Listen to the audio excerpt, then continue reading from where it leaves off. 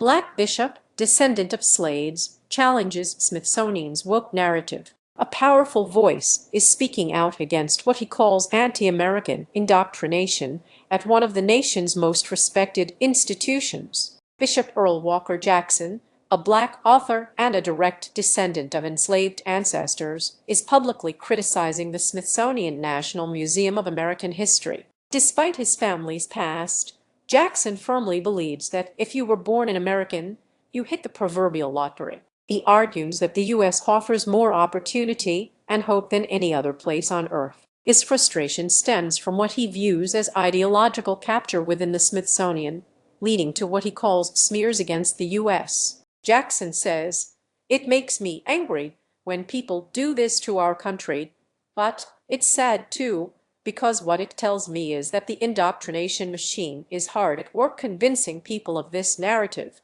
This is a wonderful country.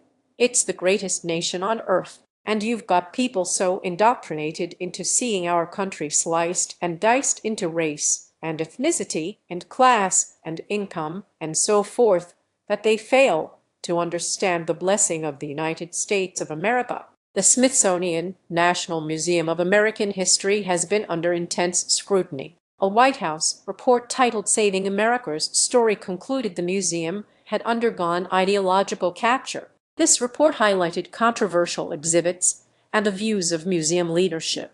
NMAR director Anthea Hartig, who has led the museum since 2019, has particularly drawn fire. In a resurfaced video, Hartig described history as a practice as a prime tool of social justice. In a presentation to University of California, Los Angeles, students, Hartig asserted that the U.S.'s long and violent racial history continues to be present, suggesting that redress in the form of reparation should be pursued through restorative justice, and for us, restorative justice through history. Bishop Jackson strongly disagrees. Jackson explains, "She talks about how history should be a tool of social justice. No, history should be facts about what has happened in the past and leave others to draw their own conclusions about what those facts mean. But no, she wants to use history to try to get people to think a certain way and respond a certain way, namely, to be somewhat angry and bitter and resentful of our country because of our past."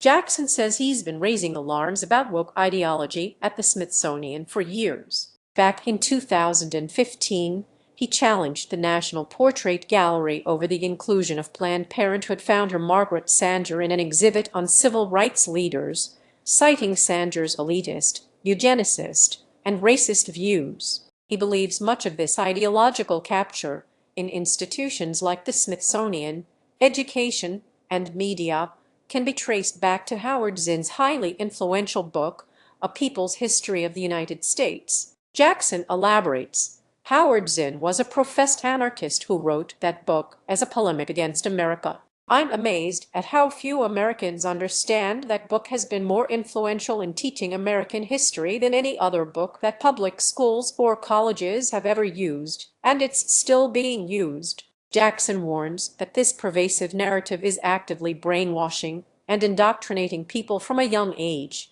leading them to view America as the worst place on earth to live. He offers a powerful countermessage. Jackson concludes, "There is no place on earth that has been more affirming of human dignity, offered more opportunity for human flourishing, and frankly acknowledged, in spite of the apparent differences that we have, that we are ultimately one nation under God. I think loving America is easy because I'm the great-grandson of slaves. I am a product of a broken home and foster care, and yet my life has just been wonderfully blessed. First, of course, by the grace of God, but also because I live in a country where anything is possible, where you're free, where you can dream, you can strive to fulfill your God-given gifts and talents and abilities.